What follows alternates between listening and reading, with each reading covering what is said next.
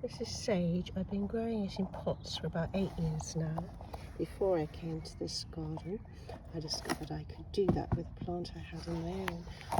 And this one I planted, it was from a cutting, and it's looking a bit dry. I might cut it right back to here. You see where the new growth is, to give it a chance. It's April in the garden, and I'm going to try and get some cuttings from these when I get home, just pop them in the rooting powder, and then we'll do another video and see how they're getting on.